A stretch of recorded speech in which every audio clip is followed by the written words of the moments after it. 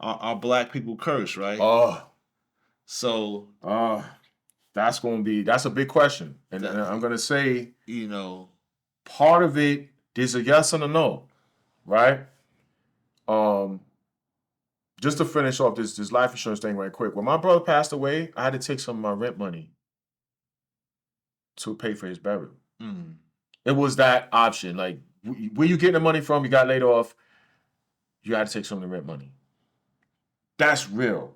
That's real. But if a person had a policy, you don't have to do that because it's paid for, and then they could say the rest of the money could go here, where whoever gets it, right? But yeah, this thing about being cursed. So I'm gonna tell you, there's a yes and a no. I'm gonna clear this up. I did the research, so y'all could check it out. Slavery happened when Europeans said black people was cursed because of a part in the Bible that says Ham looked upon Noah's nakedness, and and Noah cursed his son Canaan. That's the first curse that a lot of Europeans use, and not just Europeans, a lot of people use to justify slavery. Well, Ham is going to Canaan is going to be a servant to his brethren. Yeah, his brethren. You ain't his brethren.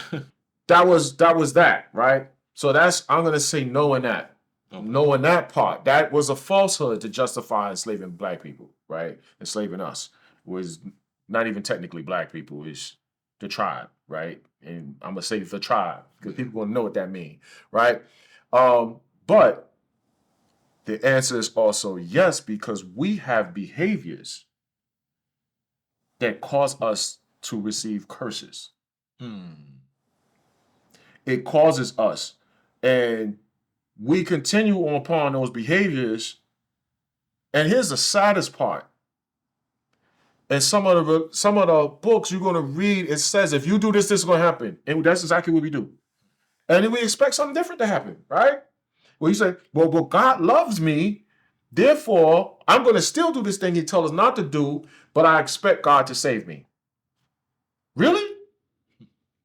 If he say don't do it, and he tells you the consequence of doing it, and you do it anyway, you're gonna get the smackdown, right? So but look at our culture, like the things we embrace. And I'm talking from a modern day hip hop perspective. Because I'm gonna say that because I came from the old school, right? I came from the old school. I came from the KRS Ones, the Rock Cams. I came from that as a hip hop artist. I came from that. I was breakdancing. I was doing graffiti. All of that, right? I came from that b-boy and all of that. It was not what you see today. Today is addiction, misogyny, violence. That's today, right? All the stuff that's bad for us, that's literally guaranteed to get you killed, is tied into this modern day hip hop culture right now. It's guaranteed to get you killed. Even some of the drill music. Well, the drill music, definite. We're gonna say like, share, subscribe. We're gonna take a quick break. Come right back. Peace, y'all. We back. We got a special guest. It was Magic. Poof. What up? It's your boy Will. Just here to learn and give out any jewels that I have. That's what's up. Okay. So we was previously talking about are black people cursed? Do you feel like black people are cursed? I feel like we are, but I feel like we're cursed because it's to our own doing. Like, I feel like a lot of it comes from the fact that we weren't taught better. As generations went down the line and things started to change, everything was being taught different. So what my grandmother was taught, she learned from her mother, which was supposed to be brought down to my mother. But times have changed. So what my grandmother was teaching my mother had to change with the time. And the same thing comes down from my mom down to me. Same thing with my dad. Things the learning curve had to change because things started changing around us. And I feel like we put ourselves in certain circumstances. We can blame the white man all day, but I feel like there's also parts that we play in this situation that caused us to be in these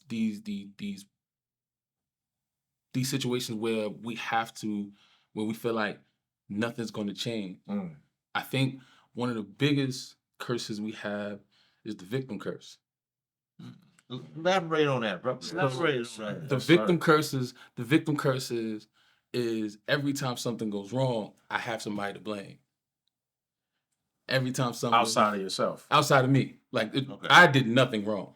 I did absolutely nothing. I got fired. I ain't do nothing.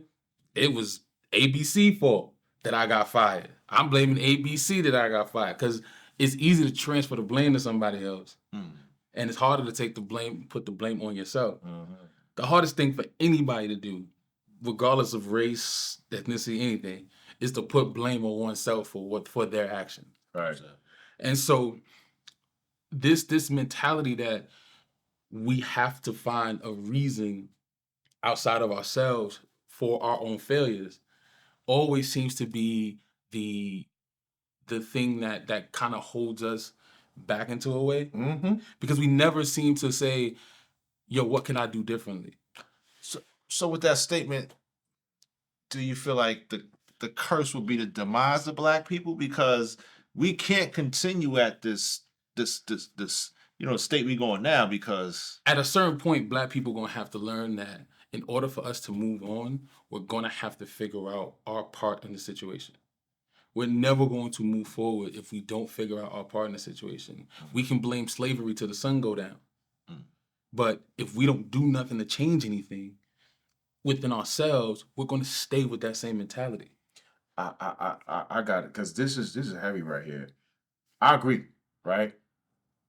We got stuck into victim mode so bad that we don't make the necessary adjustments ourselves to get out of the hole we are in, right?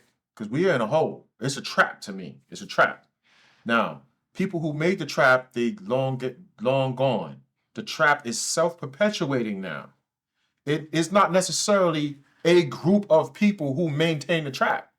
The trap doesn't want to die. The trap got a life of its own now. The trap is like, I'm here now, you're not gonna kill me. Right? Yeah. And my food that I eat is you, is your people. I eat you. So I'm gonna keep on eating you because that's what I do. Right? And the people, like I said, who created it, they gone. Right? They passed away. But this trap still gotta eat. This trap still has to survive.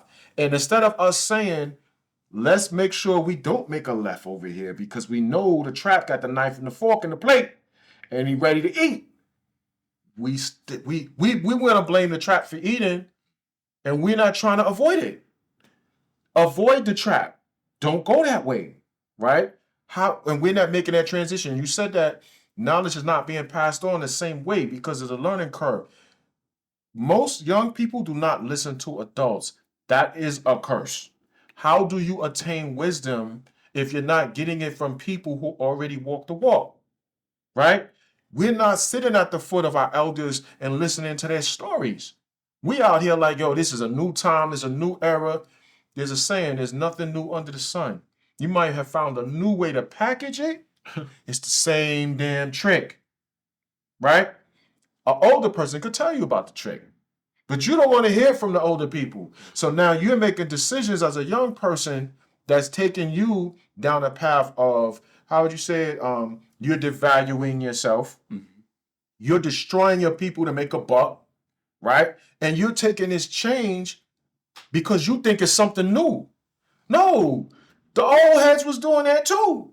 And they could tell you about, yo, this is a dead end at the end of the day, but you're not listening to them. So I agree with you, man. I think that we have to figure out a way to transfer the wisdom because our elders are passing.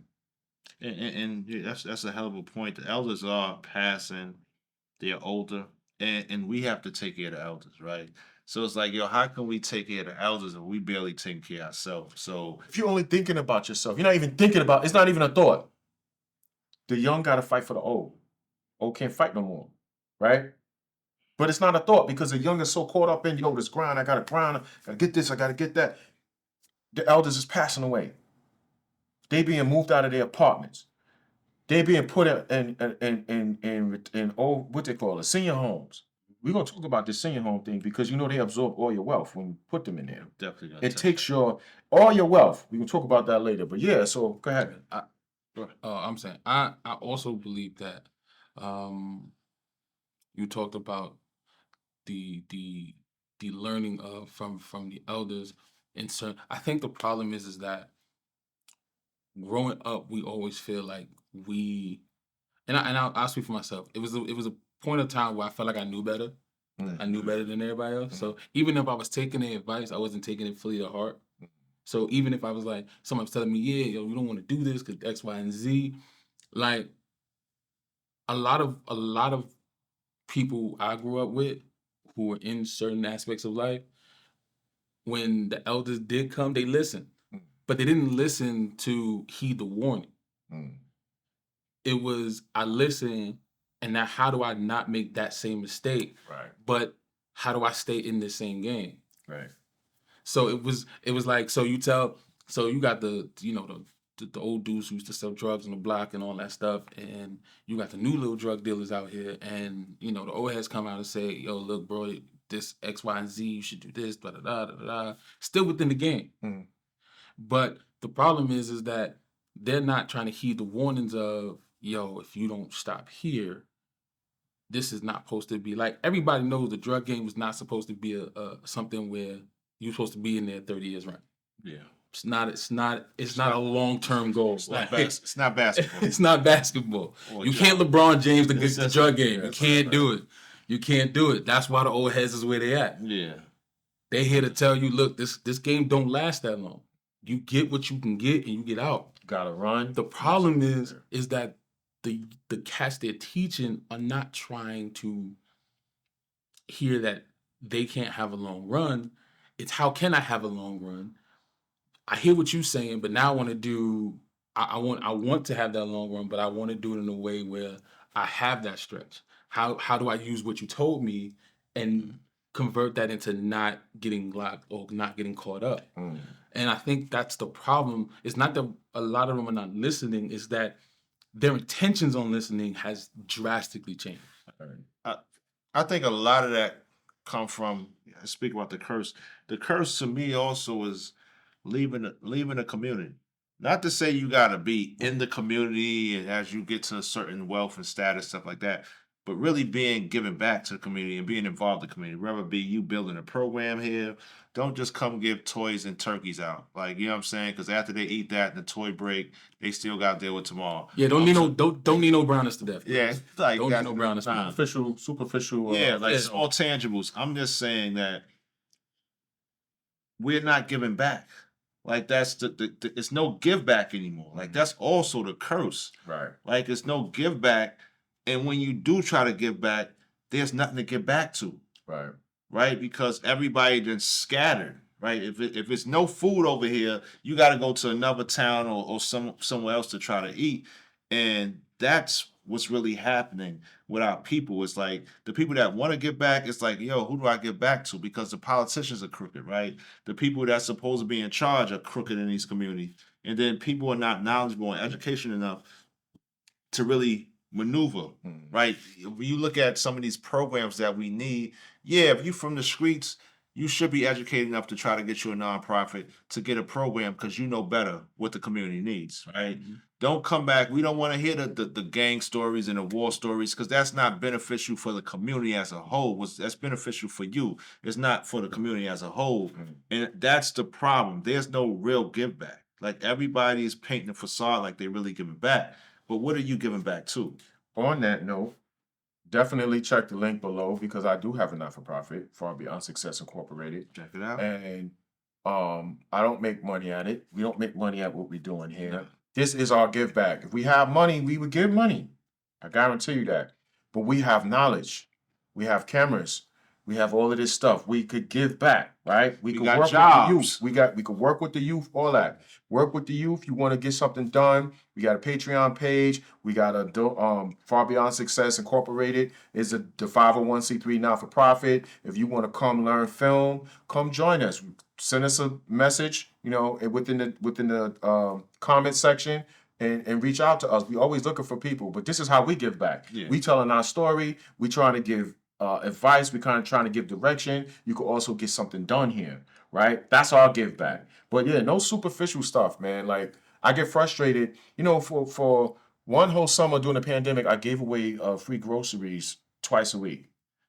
I noticed stuff. I ain't get no bread. I ain't get no peanut butter. Let me tell you the crazy one. Selfish. Let me tell you the crazy one. It makes you understand some state of some people when you're giving something away for free, right? So critical, free groceries. We got a link up with a farm. Farm drove a big truck. We dropped them right here on Schaumburg through CNC Management, helped us with that. Great job, CNC Management. But people came out, we got 500 boxes of full groceries. I'm talking fruits, vegetables, produce, meat, cheese, all that. Milk, all that. Big boxes like this. It was no little boxes. It's farm fresh food, right? And first it was hard to get people to help distribute it. But we eventually started getting people to help us distribute because it was just me and person who assists me on the board named Shirley. And then she got together. We started putting people together. We got tenants helping. But we had certain tenants who would get 2 boxes and come back and get 3 more boxes and then come back and get 4 more boxes from different people. So we was like noticing like, yo, why they got so many boxes? Yo, how they get these boxes? We had people coming in, all walks of life. I'm talking Asians, everybody was coming and getting these boxes.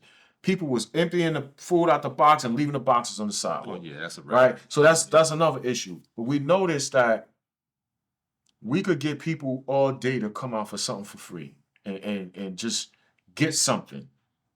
But when we needed somebody to give of their time and energy, it was small. So we noticed this as tenants associate. I'm a tenant leader. It's hard to get people to even do work to help their community. It's something wrong with that, right? Mm-hmm. We can't get, okay, I told you I got not-for-profit, all this stuff we do. We can't even get people to donate money. We could get young people to participate. They hungry for it. Yeah. But nobody seems to want to invest in them, right? Nobody want to invest in young people. We could complain about them and point our finger at them all day, right? But they trying to figure something out. So if you want to actually help them figure it out, right? To where it's beneficial for them and the community. Yeah. You think people just want to be out here being reckless? People who's reckless because they didn't see the other option. Maybe they couldn't envision it. How about helping them envision it? You know how many people I want to get up in here and be like, yo, come learn how to shoot these cameras and let's make some media. And you can make money and I can make money. Let's do that. You want to record an album. You don't have studio time. You don't know. I know tons of people with studios. I got one. Yeah. Let's just come do it. Take the money off the table. Take the money off the table. Let's do it. Right? Tell that to young people. They all day, yeah, let's do it. But when you tell other people, no, let's invest in the future. Let's do some donations so I could do this stuff for free. They look at you like you're an alien. I think I'll go back to the kind of like food distribution thing. Like I realized one thing is that people will help. People who always are eager to help always have their own side deal. Like I've done food pantries a lot, and I work with children, I work with kids, I work with teenagers. So if I'm doing a food pantry, I get my teens out. My teens will come and they'll pack up bags of stuff, and then I'll get like these random like elders who like come in and they're very like I see them all the time, and they're very like helpful and all of a sudden, and then I look in the corner and there's like 4 bags in the corner and I don't know why they're there. And then when they're ready to leave, they go over and pick up all 4 bags and you're like, okay, what happened? Yeah. You know what I'm saying? Yeah. And it's like, it's hard, like the hardest thing, and I hate to say this, and I hate to say this as Black people, right? It is what We it is. have a horrible time supporting each other. Hear me. We suck That's the curse. at supporting each other. It is always something. We find a reason not Like, to support. Yeah, That's but see, those are the I don't like his stripes on his shirt. Those are the curses that's untalked about, right? Because that's it's not only a problem, it's a tragedy. But we've been pitted against each other from day one. Yeah, but I think I'm talking about from, let me correct that. Through our cultural tribes, right? That's something that's going on. Like, people talk about slavery and they say blacks so other blacks. Well, they don't see themselves as black. They see themselves as a tribe, right? And they see yourself as a rival tribe, and they sold you, right? So now we're here, and then we get here, and we mix with a bunch of other tribes. We can't speak our language. And in order, this is an approach that a lot of us have. In order for us to move up, we got to step on the heads of some of us, right? And we see each other as competition. I don't see that myself. I don't operate that way. I'm like, yo, brother, how can I help you, right? But other people's like, no, they're trying to take my job, so I gotta assassinate him, right, to make sure he don't take. And that's how it's like super protective. So we have been pitted against each other all the way across the board. Men pit against women. Yeah. Everything. We have a fight that never ends. And it's almost like the religious war. Like the Listen, religious wars never end. I just feel like that's the same way now within the black community, because that's the whole propaganda now. Is the gender war, right? You know, to and it's being stoked hard. It's being stoked real hard. It's always, but there's always been that like continual. How do we keep this group of people separated? Mm-hmm. It's always been, let's find something else to argue about. Right. Here's the funny, like here's the thing. When AIDS came out, when AIDS was first kind of broadbanded to people, and people were knowing about AIDS, it didn't start out like people don't consume it with the LGBT community. Right. So, but before that, it was a black disease. Right. That's the thing. When we stop figuring out who the next group of people we need to start coming at or complaining about, it turned from it was a black person thing, and now it's an LGBTQ thing. And then in the midst of that, black LGBT and black straight people started corrupting each other because we associated with that disease the LGBT community. Mm-hmm. And so that's why when you see things like when somebody says, hey, you have AIDS, the first thing somebody will say is, well, I'm not gay. That had nothing to do with the fact you. Yeah, nothing. Right. Like, you sleep with hundreds of women, you sleep with hundreds of people, and you catch it, has nothing to do with the fact that you're gay. Yeah. Or you share needles. But there you go. But everybody needed somebody to blame. Mm-hmm. And I think the separation always comes from the stint of we can't, like I said, it goes right back to we can't blame ourselves. Right. We can't look and see our problem in the front. Right. So I gotta say, if I catch them, I'm not gay, because that would be the only logical explanation to keep me out of the real reason why I got this. Right. Which is because I was doing X, Y, and Z, and I got it. And you didn't strap up. I ain't strap up. I was sharing needles with people. Yeah, all the poor decisions. Yeah, all my poor decisions led to me having this going back issue. to the victim. And even back to the curse situation is we can't see a role in it, right? Parents misraise their child and can't see that they may be at fault for misraising their child. Their child went astray, wanted to live the wild life. They can't accept that their decisions put them in the position that they're in, right? People are abusers, and they can't accept that they're an abuser because they may say, well, I was abused. Now, that's not saying I'm sorry for abusing you, right? If somebody says, oh, you abused me, the answer shouldn't be, well, I was abused as a kid, and then you start telling your story. That's not a monologue time for you, right? That's a time when you say, I'm sorry I made you feel this way. I'm sorry for abusing you. How can I make it better, right? But that conversation never happens. That's like a fairy tale conversation. We could make a movie about that, right? It's a fairy tale because that never happens, right? Nobody comes to you and say they sorry because, like, I didn't hear that when I was growing up, but we cannot. I don't know what it is. I have to always evaluate and self-assess myself every day, right? I know where I came from, so I know I say if I'm telling a story, am I telling an accurate story or am I making it up? I have to think about this stuff all the time because my family be lying. You know what I'm saying? I'm gonna be straight up. Like they'll tell you some lies. So I hate that. Uncle Elroy. And I hate that, right? So I'm like, yo, I gotta make sure when I'm telling you my life story is I'm not making this stuff up. This is stuff like I'll put my sister on the phone and she'll be like, yeah, that happened. Yeah, that happened. Yeah, that happened. Right? Because I'm like, I get annoyed when they tell me stuff and I'm like, are you telling me the truth or are you making it up? It's always that question in one's behavior, but that's a lot of that go back to trauma, right? Yeah. Unaddressed trauma, where we question everything. Yeah. Like it's like kids that have abandonment issues, right? When they get older, they're still gonna have those abandonment issues because it's not really addressed. And then they're gonna meet somebody, and then they might make like 15 babies. And then the kid's gonna have the same issues, like, and that's that curse. The question is, how do we get rid of the curse or eradicate it or reverse the curse? It's like those are things that we need to start talking. First of all, 10 points. it's like this is 10 point, yeah. It's like going to a AA meeting. The first thing you have to do is acknowledge the fact that you have a problem. Nothing will get done if you don't acknowledge the fact that you have a problem. Like, we will not change, the communities will not change if we don't recognize, even as a community, that we have a problem.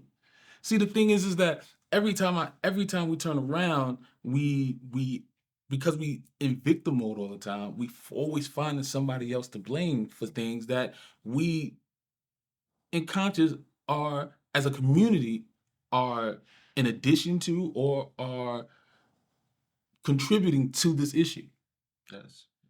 You know, we could be, you're just as, and the reason I say in addition to is because you can be just as bad for not saying anything.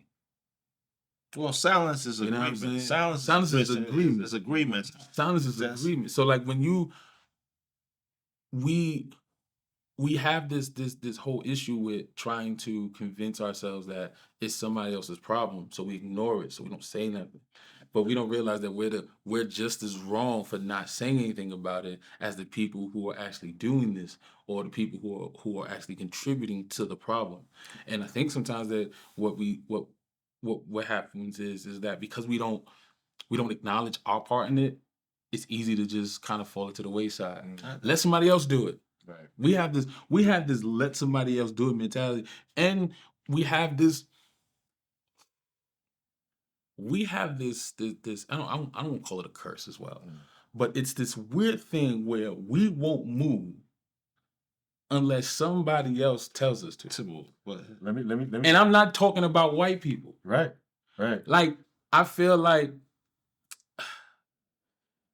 you know, Kanye's my boy. I got nothing but love for Kanye. Some of the things, I got nothing but love for you, Kanye. Some of the things he says, I'll be like, yo. But then you sit back and you go, yo, there's some type of sense in that. Like, it's out there. Right. But it comes, the problem is that because it's so out there, we don't acknowledge it. Well, we don't realize it's gonna take light years to get to something. It's gonna take, some of us gonna take light, but we don't realize that it comes from some certain point of truth that we are either unwilling or just don't want to understand about it. So I'll say this: people were running, like, and I'll go back to slavery time. People were trying to run and escape, but were always getting caught. And then it took somebody like a Harriet Tubman to help them out, and to move them along, not to get caught, teach them how not to get caught. But the problem was that even though we were trying, we got to a point where we just quit. We always get to a point where we're trying, it doesn't work our way, so we quit. And then we don't move anymore, and then we wait for somebody else to come and move, because now we no longer, we wash our hands with the problem. They don't want the pressure of being in charge. Yeah. Right? Even like, so I was having a conversation with my students last night, and we were talking, and I said, some people are waiting for God to come out of the sky with an iron rod and strike down all the people who wronged us. He's not coming. What did you think you were made for? Don't say that. The church is watching. Listen. What did you think he made you for? The church is watching. Everything that needs to, he's not coming to strike down your enemies. Everything that you need is in you. He gave it to you. He created you. I believe in God. Don't be lazy and think it's somebody else's job to take care of you and take care of you. And that's laziness. That's a great point. It's a great point. Also, to go back to the whole victim thing, I think we're gonna have to hone on the victim thing, because We have to have part 2 of that. even when you look at recently with the police beating up the brother Tyree Nichols, they try to make it like a police issue. We know that there are effed up police out here, right? Mhm. To me, I thought it's just black on black crime, right? The victim, right? We need somebody to blame, right? So I'm gonna say police, even though they're black, they still the police. To me, that was self-hate for what we have against each other. Like, you take the badges off, you take the uniform off. We see it every day in our communities. We killing each other, we're shooting each other, we're beating each other. That's what that is, man. And I think that, like, we gotta focus on that point, the whole victim thing. Yeah, Like, that's yeah. Because I remember we had talked about this in an earlier podcast, which didn't air, but this idea that a life is worth nothing, one of our lives is worth nothing, even to us. When you kill somebody, and I want to say this to people out here, you are killing a universe. All of the cells, all of the biological systems is equivalent to a universe, and you killed it. They will never have their potential, right? We can't just look at people as a number or an obstacle. That universe you killed could have had given birth to another universe. That whole line is gone. That's an ally in the struggle if you could unite. But if we start thinning the herd, just at a war of attrition, you're not going to win. There's not enough of us. Yeah. And this is the curse that we shoot ourselves in the foot, because we are so, some of the males are overly emotional and want to physically react to something that doesn't even require a physical reaction. It could be a conversation. But we jump to what? Boom, boom. And now all of this trauma comes out upon an individual, and now that individual is not alive. I've heard a term that just blew my mind. I heard a Caucasian say it, and it blew my mind that this term exists. He said, and we unalived him. That means you killed him. But we unalived him. That was the craziest thing I've ever heard, like conversation about death, right? Murder. Yeah, We unalived him. But part of this thing about us, I feel, is like, we need to evolve quickly, because I believe that the clock is ticking, and every human being should grow every day. You should mentally grow. So let me tell you my growth that I've had within the past 3 years. My understanding. I don't want to say white people, because they are tribes who've been killing each other. You don't hear, I mean, you heard about it. You heard about the Romans and these people going around killing people who thought they were superior to other groups who also have pale skin, right? Same thing with us. We call ourselves black because we don't know how to really classify it. Tribes. What is your tribe? What's the name of your tribe?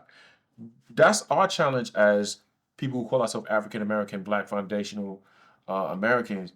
We have to find out who our tribe is. And I guarantee you it's going to be a whole bunch of different tribes, right? But we got to find it, because that was cut off from us. Yeah. In the book, one group of people, they said, let us cut them off from being a nation. Who was that group of people? I'm not going to answer it. Y'all can put it in the comments.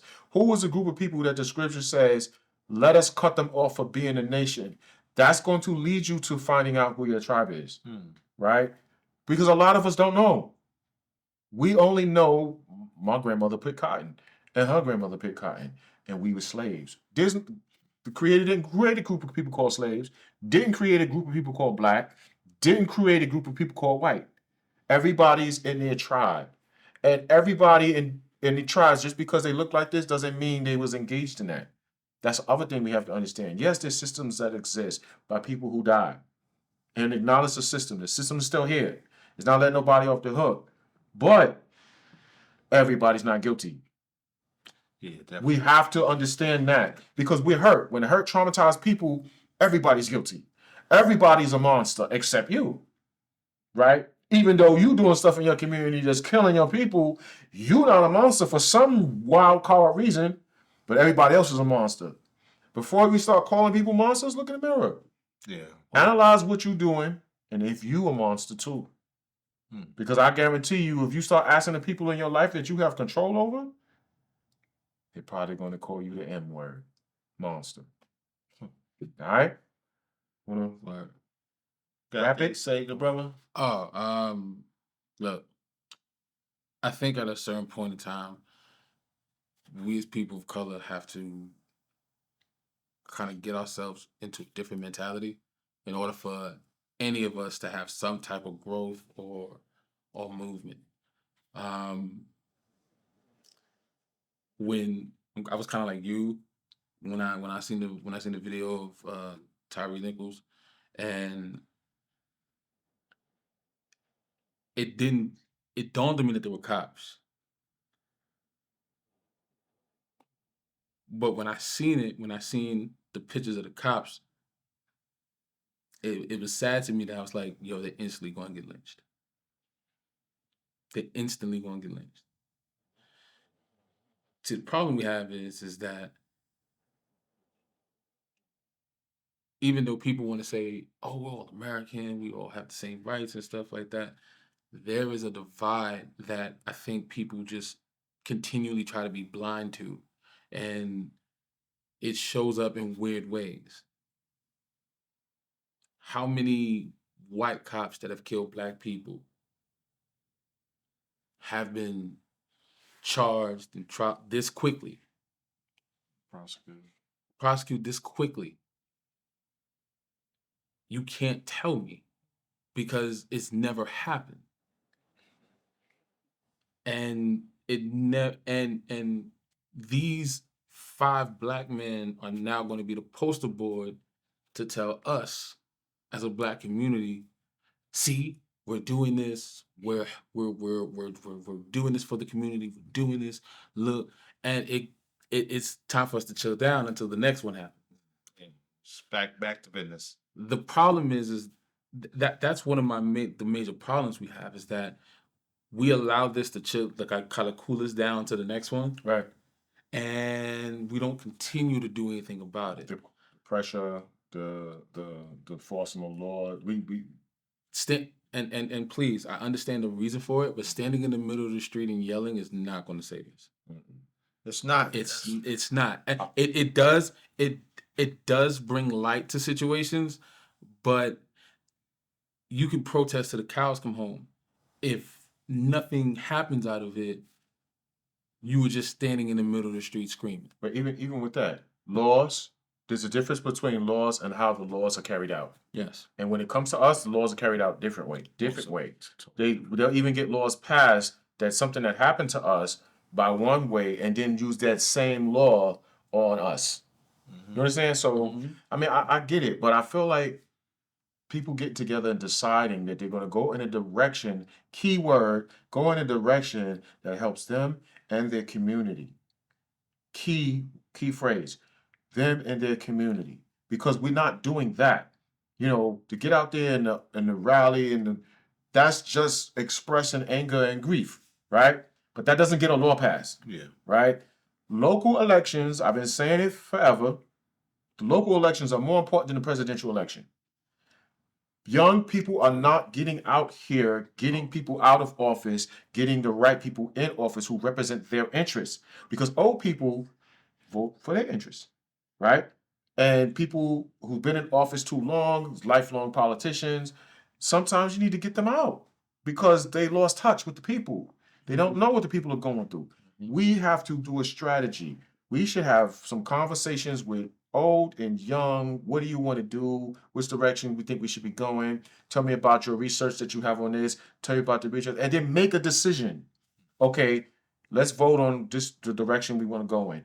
Everybody have a stake. Make a decision and stick to it. It's going to take some discipline. I know I said the D word. Probably shouldn't say discipline. I know that's not within our culture, but it takes it, right? It takes discipline to make something happen. It takes dedication. Another D word. Oh boy. It takes dedication to make something happen, right? And we have to take this knowledge, take this information, take the participation, and plot a course and sell that course. That's a huge facts. We want to say, if you're not at the table, you don't have a voice. That's the bottom line to this, man. If you're not at the table. But once again, thank you. Like, comment, share, subscribe. Also, leave a comment. Do you think black people are cursed, man? We want to know. We're gonna do a follow-up. We want to follow up and have some more guest speakers on. Once again, my name is D. Chorus. This is a good brother. Big Will. And it's after elemental. Don't forget to tell me how old you think I am in the comments. I might give a little bit. Yeah. All right. Peace. Don't be hating. He said, all right. Discipline and dedication. Listen to the All word. right. Peace. Peace. Peace.